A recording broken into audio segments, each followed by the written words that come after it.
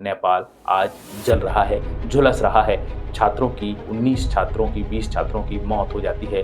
सैनिक की गोलियों से नेपाल झुलस जाता है। इसके बाद वही छात्र नेपाल के आवासों पर, प्रधानमंत्री आवास हो चाहे राष्ट्रपति आवास हो, चाहे वहाँ की संसद हो, सुप्रीम कोर्ट हो, आग की लपटों में लपेट देते हैं।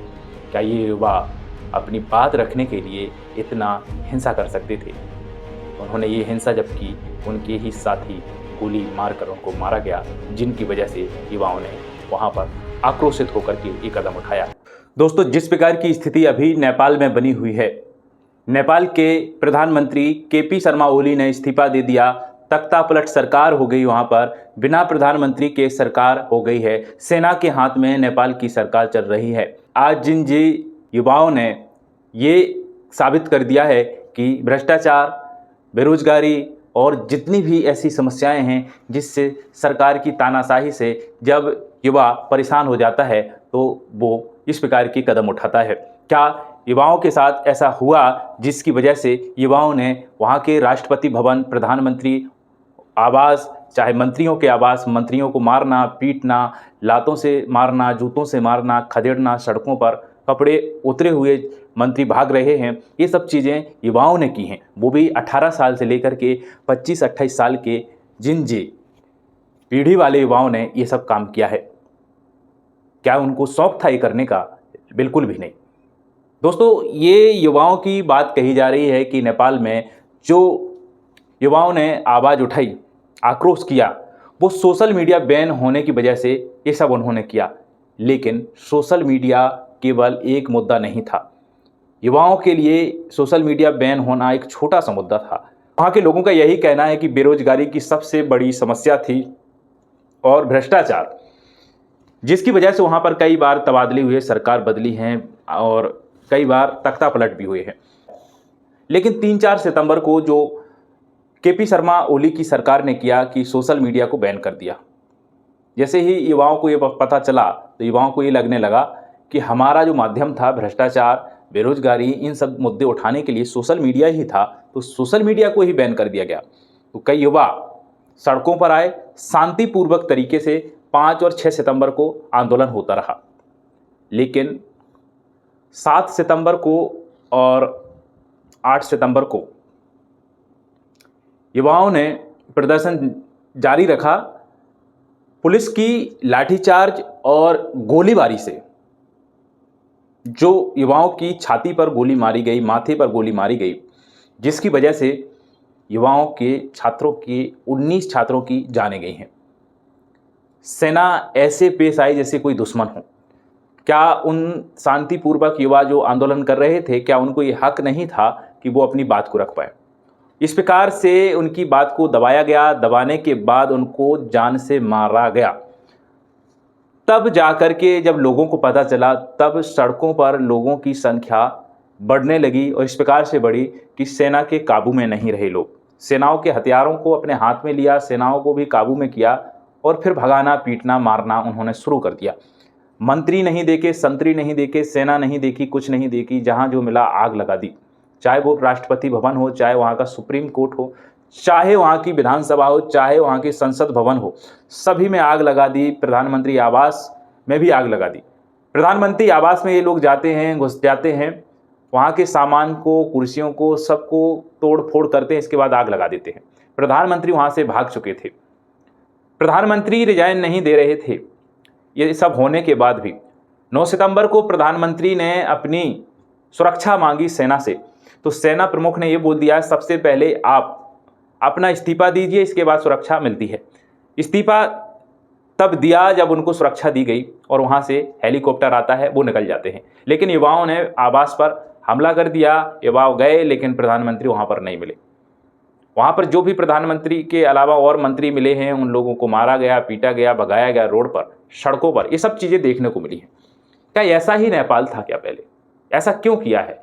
युवाओं का यही कहना है, बेरोजगारी हो चाहे भ्रष्टाचार हो, बहुत सारी समस्याएं थी जिसकी वजह से हम लोग लगातार आवाज़ उठा रहे थे और सोशल मीडिया को बैन कर दिया। सोशल मीडिया बैन किया था, उसको भी वापस कर दिया।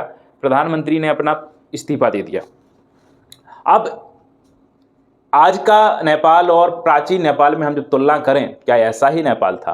बिल्कुल भी नहीं, ऐसा नहीं था। आइए जानते हैं प्राचीन नेपाल के बारे में और नेपाल की स्थिति इस प्रकार से कब से होने लगी। दोस्तों, हिमालय की गोद में बसा देवताओं की कथाओं की भूमि नेपाल, जहां पहाड़ सिर्फ पहाड़ नहीं बल्कि आस्था का प्रतीक है। यहाँ पर गंगा तिब्बत सभ्यता का संगम माना जाता है, जहाँ की जनता ने इतिहास के हर मोड़ पर खुद अपनी तकदीर लिखी है। ऐसा है नेपाल, ऐसा था नेपाल। आज नेपाल की स्थिति जो है, लेकिन प्राचीन नेपाल कैसा था, जिसके बारे में हम बात कर रहे हैं। किंवदंतियों के अनुसार नेपाल की घाटी का पानी से भरा हुआ एक ऐसी झील थी जो कि बोधिसत्व मंजूश्री ने अपनी तलवार से चौभार की पहाड़ियों को काटकर इस घाटी को बसने योग्य बनाया। किंवदंतियों के अनुसार बात कर रहे हैं। लिच्छवी राजाओं की बात करें, 4वीं और 9वीं शताब्दी में काठमांडू घाटी में मंदिर, स्तूप और नगरों का इन्होंने निर्माण करवाया। पशुपतिनाथ, शंभुनाथ और बौद्ध स्तूप आज भी उसी विरासत की गवाही देते हैं। दोस्तों, मध्यकाल में जब बात आती है मध्यकाल की और गोरखा साम्राज्य की, तो मध्यकाल में नेपाल छोटे छोटे रियासतों में बसा हुआ था। 1768 का वो समय आता है जब पृथ्वी नारायण शाह ने गोरखा साम्राज्य का विस्तार किया और आधुनिक नेपाल की नींव रख दी थी। उन्होंने नेपाल को दूध और पानी जैसा मिला जुलाकर समाज एक ऐसा बनाया जहां विविधता देखने को मिलती है। वहां पर विविधता थी लेकिन उसमें एकता थी। इसके बाद ब्रिटिश काल आता है और आधुनिक काल की शुरुआत होती है। तब का नेपाल कैसा हुआ? प्राचीन नेपाल, आधुनिक नेपाल और मध्यकालीन नेपाल में कितना अंतर है? अंग्रेजों से हुए अंग्रेज गोरखा युद्ध 1814 से 1816 के बाद नेपाल ने बहुत सी चीज़ें खोई, लेकिन गोरखा सैनिकों की बहादुरी ने उन्हें ब्रिटिश सेना का अहम हिस्सा बना दिया। 19वीं सदी में 20वीं सदी तक नेपाल से धीरे धीरे आधुनिक शिक्षा और राजनीतिक कदम आगे बढ़ते गए नेपाल के। दोस्तों, राजतंत्र से लोकतंत्र का जो सफ़र हुआ, आखिरकार वो कैसे हुआ? 1951 में राणा शासन का अंत हुआ और लोकतंत्र की शुरुआत हो जाती है। लेकिन असली संघर्ष यहीं से शुरू हुआ। 1990 में जन आंदोलन ने संवैधानिक राजतंत्र स्थापित किया। 2001 में राज दरबार हत्याकांड ने पूरे देश को हिला दिया था दोस्तों।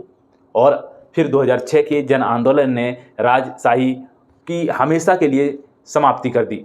इसके बाद गणराज्य नेपाल बना और गणराज्य जब नेपाल बनता है तो कैसा बनता है, क्या मंजर था, क्या उसका इतिहास था? 2008 में नेपाल आधुनिक रूप से संघीय लोकतांत्रिक गणराज्य तो बन गया, नई संविधान सभा मिली, नई उम्मीदें और नई चुनौतियां मिली। लेकिन 2015 का वो समय आता है, नेपाल का नया संविधान लागू हुआ। उसी साल विनाशकारी भूकंप ने लाखों जिंदगियां बदल दी थी।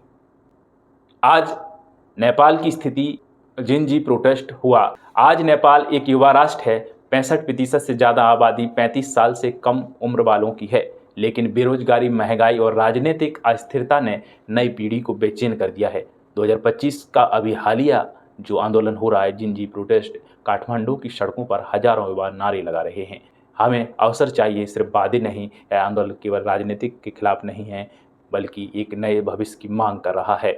और नेपाल आज जल रहा है, झुलस रहा है।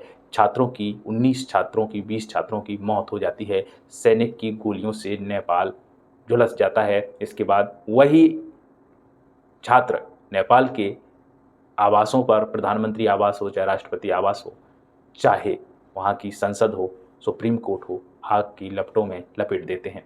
क्या ये युवा अपनी बात रखने के लिए इतना हिंसा कर सकते थे? उन्होंने ये हिंसा जब की, उनके ही साथी गोली मारकर उनको मारा गया, जिनकी वजह से युवाओं ने वहाँ पर आक्रोशित होकर के एक कदम उठाया। और आज भी, अभी भी, इस वक्त जब जिस समय ये वीडियो बना रहे हैं, अभी भी नेपाल कंट्रोल में नहीं है।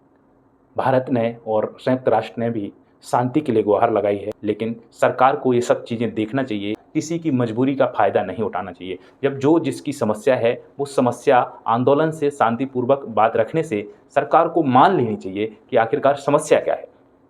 और सरकार इस प्रकार से पेश आए कि उन्हीं छात्रों के ऊपर गोली मार दे जैसे दुश्मन हो। ऐसा तो कोई भी सरकार नहीं कर सकती। किसी भी देश की सरकार अपने ही नागरिकों के साथ इस प्रकार का बर्ताव नहीं कर सकती है। ऐसा नेपाल की सैनिकों ने किया है, वहाँ की सरकार ने किया है, जिसका जवाब उन छात्रों ने फिर दूसरे तरीके से दिया है। तख्ता पलट हो गया है। केपी शर्मा ओली वहाँ से भाग खड़े हुए हैं और सरकार सैनिक चला रहे हैं। अब किसकी सरकार होगी, ये भविष्य की हाथ में है।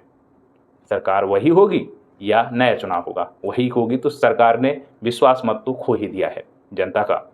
आखिरकार होता क्या है नेपाल की स्थिति, शुभकामनाओं के साथ यही कहेंगे कि नेपाल की स्थिति में सुधार हो, शांति हो।